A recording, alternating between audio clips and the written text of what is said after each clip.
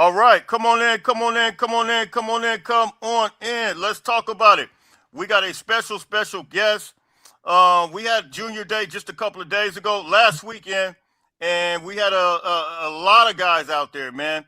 But we have a coach here that's representing a lot of guys that was out there. He brought a nice little group with him.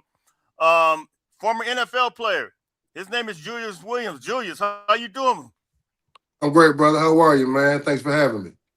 Absolutely, man. I want to get into you real quick as everybody comes on. Can you just let us know who you are and what exactly you do? And real quick. For sure, man.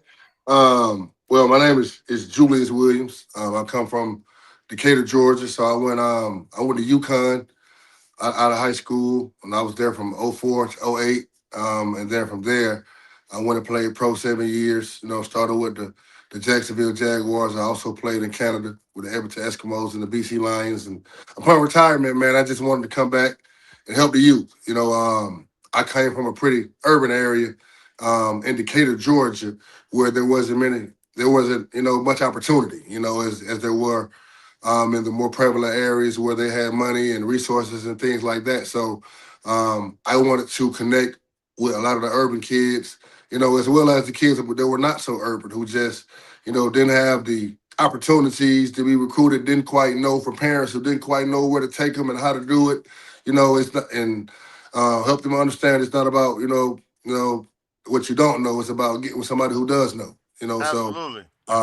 I've been able to even that playing field now for 11 years, actually, since 2015 when I retired, man. I'm having tons of fun doing it, meeting these guys and meeting their parents and developing relationships and, watching these guys thrive and be successful. Wow. Yeah, I saw some pictures, man, and I'm gonna get into some of all of that stuff, man. But you had a nice group at Junior Day, man, and I wanna and for those who are just coming on, this is him right here. Make sure you can go subscribe to Julius Trenches right here, Dr. Julius Trenches, and you see here CEO Trenches, and you see Elite D line linebacker consultant. But you had quite and I'm gonna put that back up too at the end. But you had quite a few guys there, man. Approximately how many guys did you have at the Junior Day? So we brought 14 guys out to Junior Day. And, I've been knowing Coach Henny, Eric Henderson, man. I know he just got an NFL job, but That's my dog, man. yeah, yeah. So I've Yeah, been good I've people. been knowing Henny, man, 20 plus years, back from, my actual playing days. And me and him have, we haven't spoke a whole lot over the years, but I knew we were coming to California. So I hit my guy up, like, hey man, we're coming to California. There's a organization called Giant Skills Athletics out there, and they actually put on a 5v5 tournament. So Right, we're one of the more prevalent 5v5 organizations in the country. So right. I just wanted to take my guys to compete with all of the who's who, when it came to offensive line and defensive line around the nation. So upon being out there, I hit Henny up, man. It was like, hey, man, I got some elite guys that you guys should take a look at. And he invited me to the Elite Junior Day, So I appreciate him and, getting a chance to, to hang out and, parlay with all the coaches there. And, they showed us, lots of hospitality, and we have the utmost gratitude to USC as an organization and school. Yeah. No, no doubt, no doubt. And I saw some of those guys, man, and I saw you guys went and competed over there in that camp. Just your expectations, man. Like, did it meet expectations? Exceed? Did you guys feel like some of those guys out there? Because they always talk about the West Coast football, compared to the South or compared to the East or whatever. How do you feel like the competition was when you guys came out? Oh, competition was great, man. I mean, that was the main reason we came. We do competitions all over the country. And California is definitely the place where we're going to see the most. I'll be honest. I mean, I know Georgia football is Well, revered. hold on for a second, because a lot of people. I'm glad you're saying that, though. Mhm. I think a lot of people. Now, I tell everybody this though. California, Florida, and Texas is the big three, but I always say Louisiana and Georgia. Everybody, not just because you on here, I always tell everybody that Louisiana and Georgia, you can't sleep on them. They got some quality football, but you looking at it from where you at in the South. and you coming out here, you see the talent. You can see it. No, for sure, man. And I mean, I know right now, Georgia is number one when it comes to putting guys in college. You know what I mean? But in Cali, it's just different. You know what I mean? Especially 5v5 and Georgia. Yeah. Oh yeah. I started my 5v5 team back in 2019, and we competed for the first time in Right. 2020. But California and Big Chris from GSA, they've been doing it since 2015.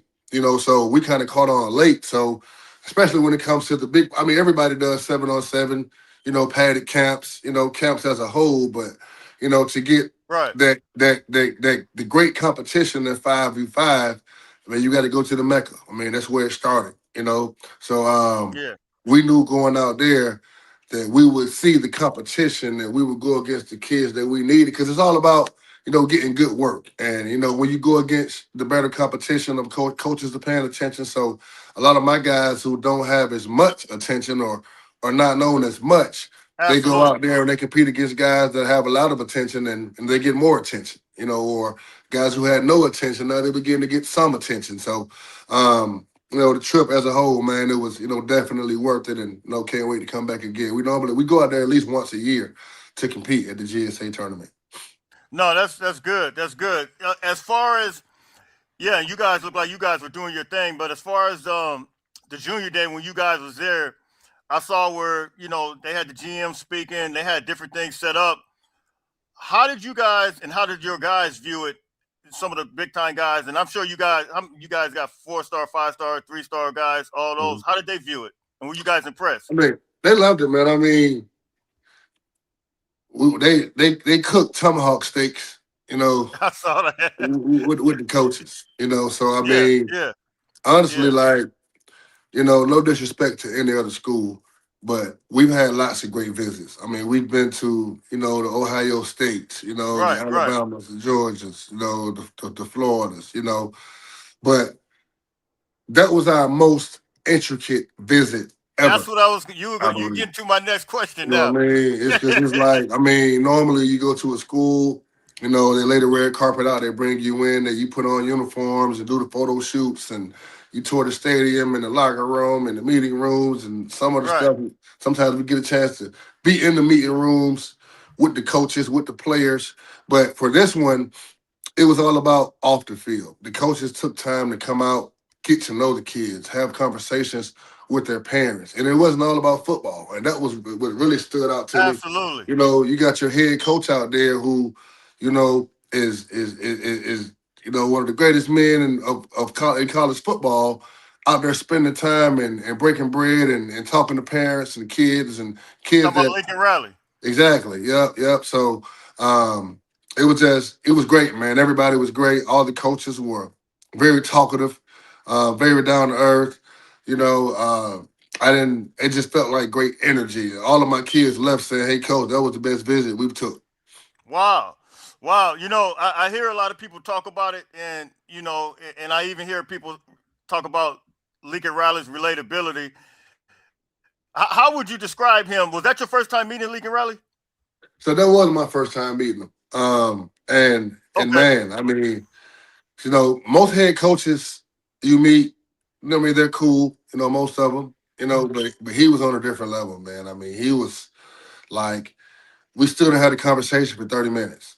And he Wow. kept coming Wow. walking back up to me. And my O line coach, and our kids, and he was Right. actually touching the kids' shoulders, and and sharing intricate stories about other kids that were there, and how they reminded them of some of the kids they already had and the kids he's had over the years, man. And A1, man, 5-star guy.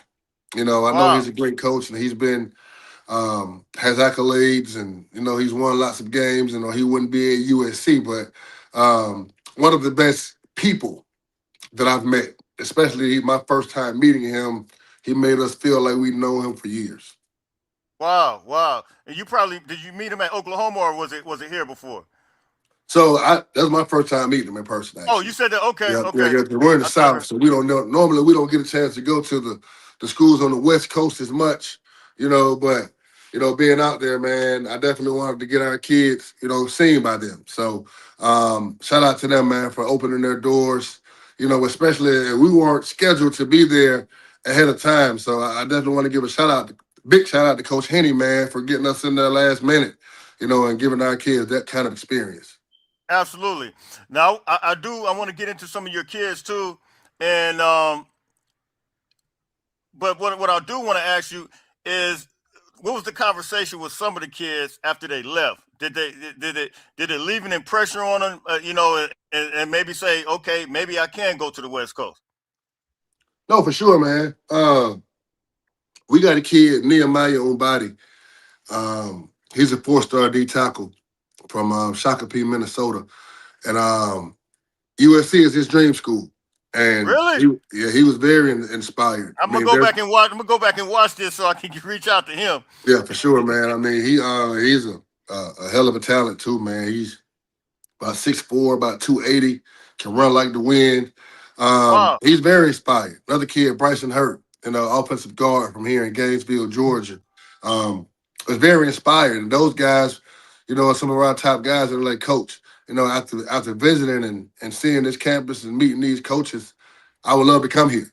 Even one of our young guys, we got a young guy.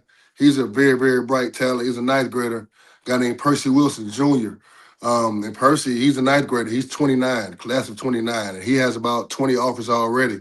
So, I mean, he's going to be a five-star for sure, before it's all said and done. So, Wow. he's really high on them as well, But all of our guys, we had tons of guys, they showed us a lot of love. And even the guys that we had that aren't quite as known yet or not ranked yet, they treated those guys the same. And that's the one thing that I was most impressed, from USC. I mean, we've been all over the country. Like we literally do this, all off season. So most schools you go to, they only want to see the guys that are highly ranked, the four stars, the Right. five Right. stars. They don't really pay attention as much to the guys that weren't ranked, or the guys that may not fit the mold to come to that school.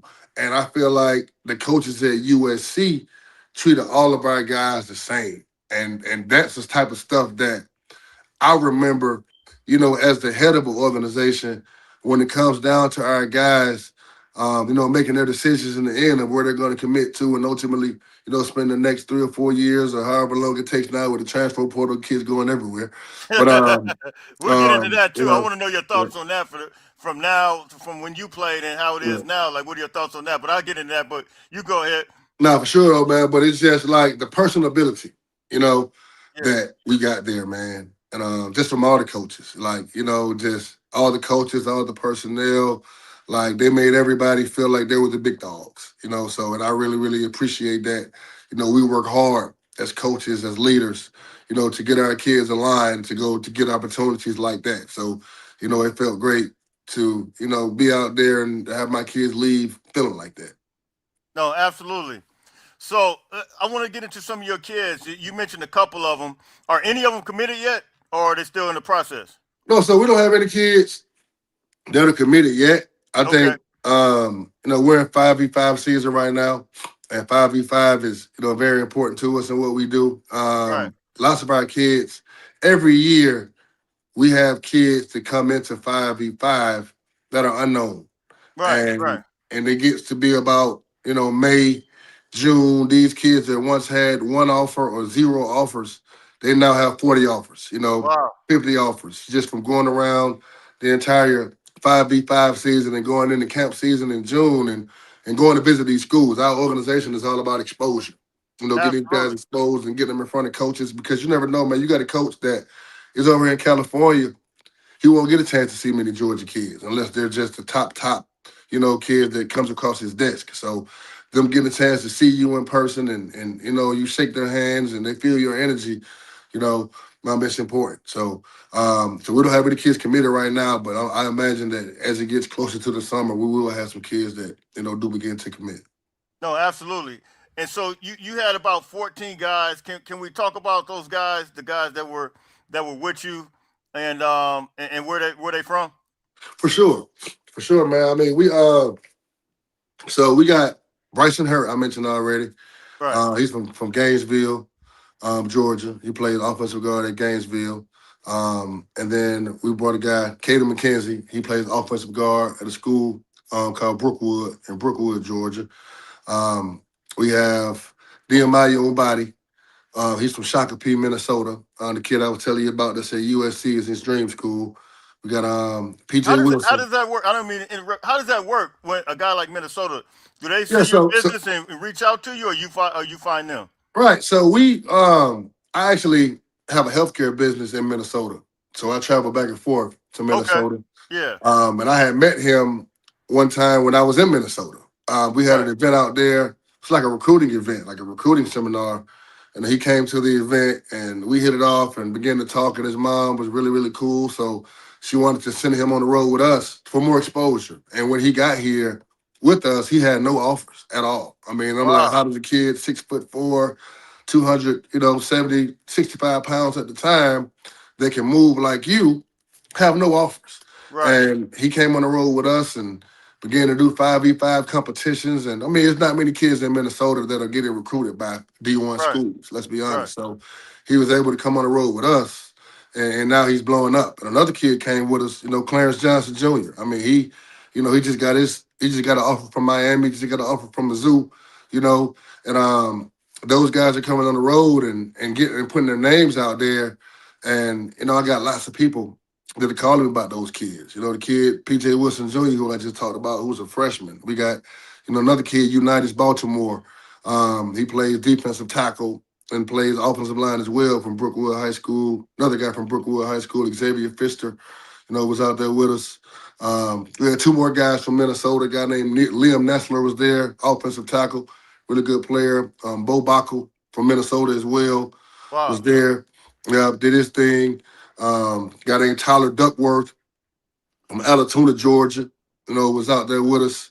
Trying to make sure I don't leave anybody out. Um, Who is this kid right here? Is that the kid from Minnesota?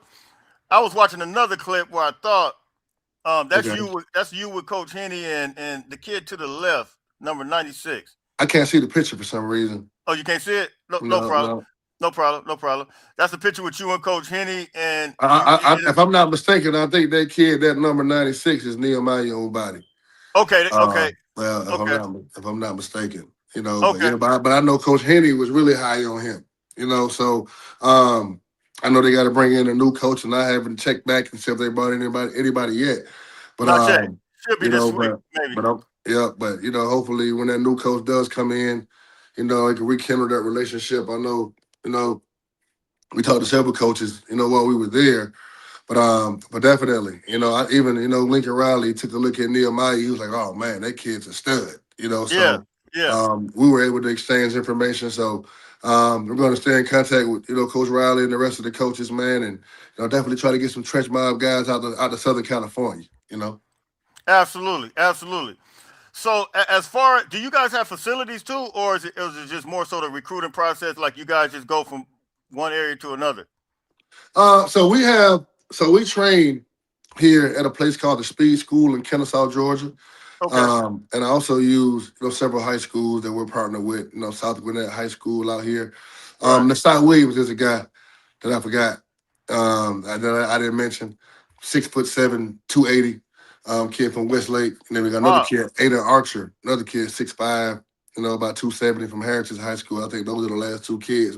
Right. Right. Um, but we definitely, man, we train at the Speed School out here in Kennesaw, Georgia. And then we train at South Gwinnett High School. Those are our main two hubs out here in Georgia where we work at. So but we use Berkmar High School as well. We have a big mentoring program on Sundays. So Trench Mob is a mentoring program, first of all. I mean, it's about football because most of our coaches are football players. We have our Right. GM is two-time Super Bowl champion, Anthony Smith.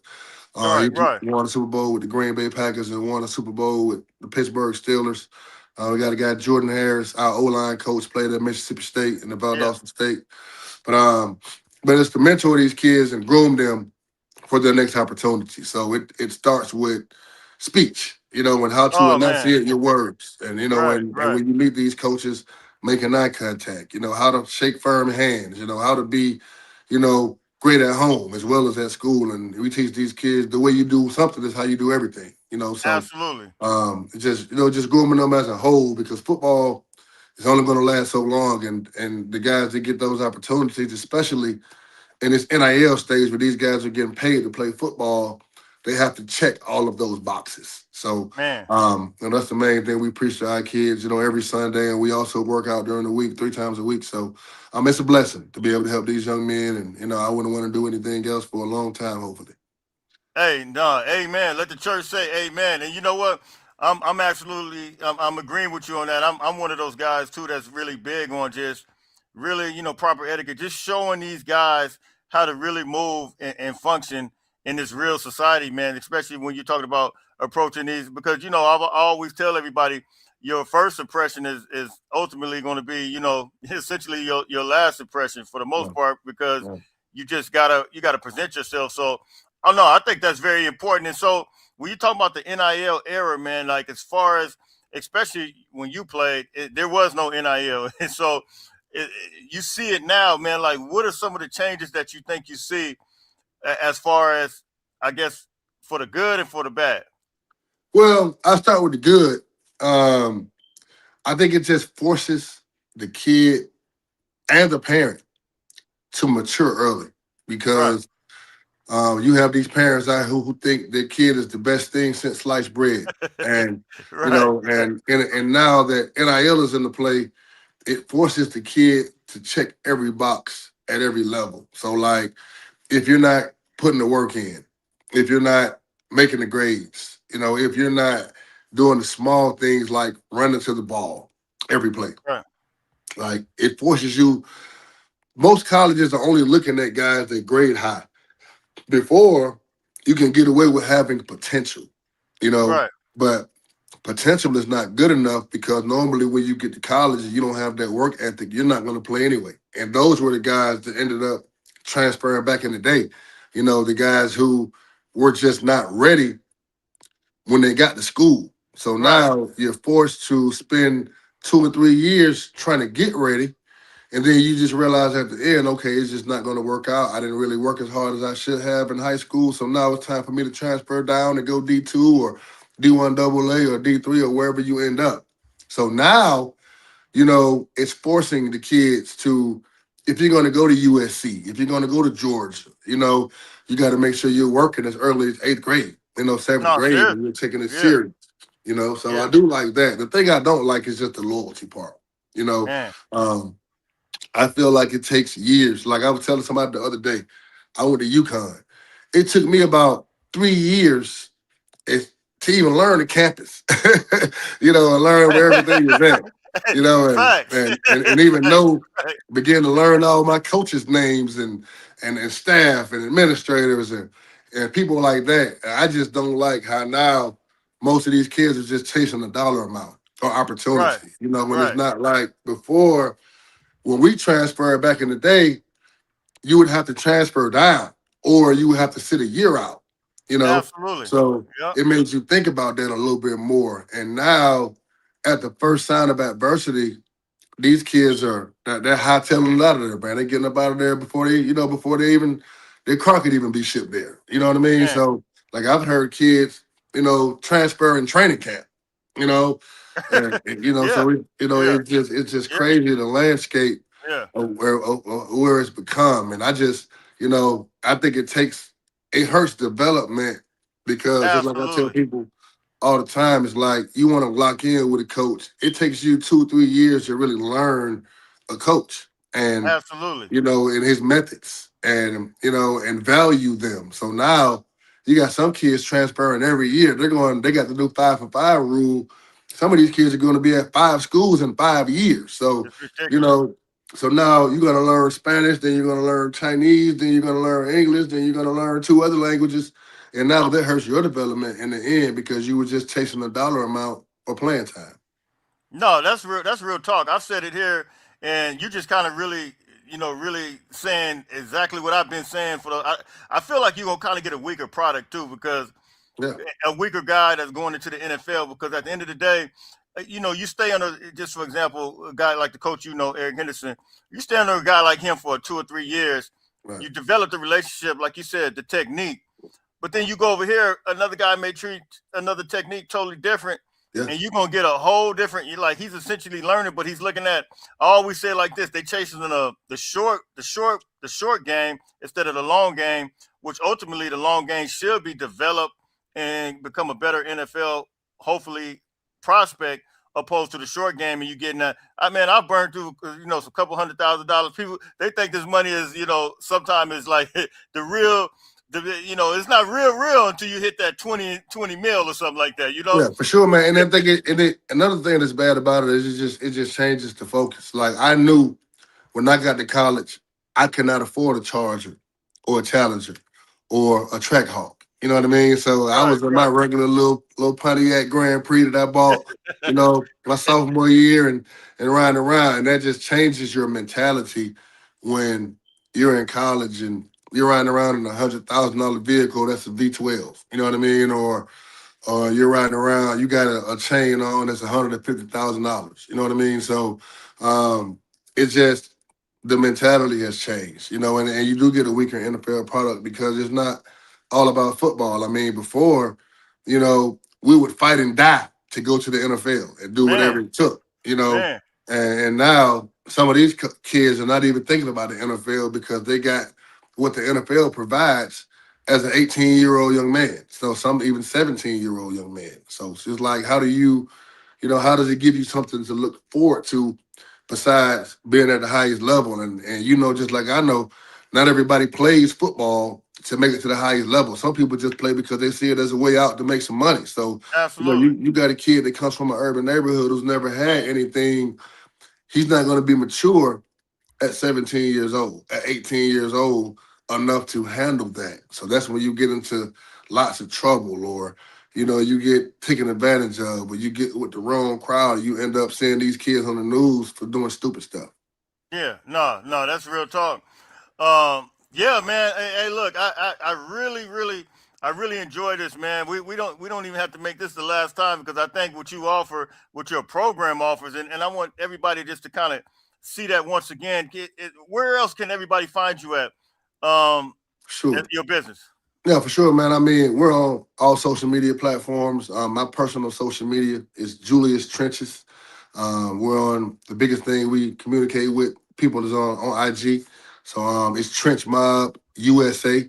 So we're also on Twitter. I'm on Twitter as Julius Trenches. We're T Mob USA on Twitter, for the business. Trenchmobfootball.com. As I said, we're all over social media is probably the easiest way, the quickest way to get in touch with us. But, definitely we would love to connect with, anybody. You don't have to be a football player to connect with us and have questions. And like I said, we're a mentoring program. We want to help, all young men, and we also enjoy helping parents, you know. Absolutely, absolutely. So look, any questions in here? Any questions? He said, "What part of Minnesota?" Oh, I think he's referencing the athlete that you Yeah, that you so had so out there. we're partnered with Training House in Eagan in Minnesota. So Training House is actually connected to the Vikings practice facility. So if you're in Minnesota, you can definitely look up Training House. You can follow them on social media. They have an O line D line organization called Line of Scrimmage, and they're actually we just formed a partnership so they now have a trench mob travel team. You know, so definitely, if you're in Minnesota, get in touch with those guys. Absolutely. Next question. He says, "How do players? I guess your players. How do they feel about our defensive coaching changes all of a sudden?" Yeah, they were all sad, man. I mean, especially my D lineman, because as I said, Coach Henny was the connection, you know, to us being out there. So for all of our guys to get there, and he was the one that greeted us, shook our hands, brought us in, got us in there good. So to see him leave, it was heartbreaking. A lot of my players, formed, connections with him when they were out there. But they also understand that, things change, man. And we're happy for him going to get an NFL job now and, being at the highest level of football that football has to offer. So, but as I said, but we had lots of other coaches, man, who were there who don't talk to our kids and form good connections, and they felt great. I mean, it doesn't change the fact that it was the best visit we've ever took. Absolutely, absolutely. So look, Julius, I definitely appreciate you, man. Appreciate everybody. We got about 227 people in here. Appreciate for everybody for tapping in. Make sure you guys, let me put this up one more time. You can go follow Julius Trenches. He's a former NFL player. He's doing a phenomenal job. The mentoring piece, man, is something I absolutely love, man. Just me coming from the inner city, South Central LA. I just want to, I love seeing brothers just really, really put back and deposit into these young brothers, man, because it's essential, man. It's important. So I really appreciate you even doing that piece as well. So look, we getting ready to get out of here. Hey, Julius, any last thing you want to leave with us before we get out of here? No, definitely, man. I mean, I just hope to see some of our guys out there, rocking their red and gold soon, man. So, Absolutely. no, for sure. But nah, our kids, they really, really enjoy themselves, man. We appreciate the platform, from coming on today. And, let's definitely stay in touch. Anybody that, needs anything from me, don't hesitate to reach out. Absolutely. Absolutely. Hey, so look, until later on, I'm out of here, man. Everybody stay blessed, man. Fight on.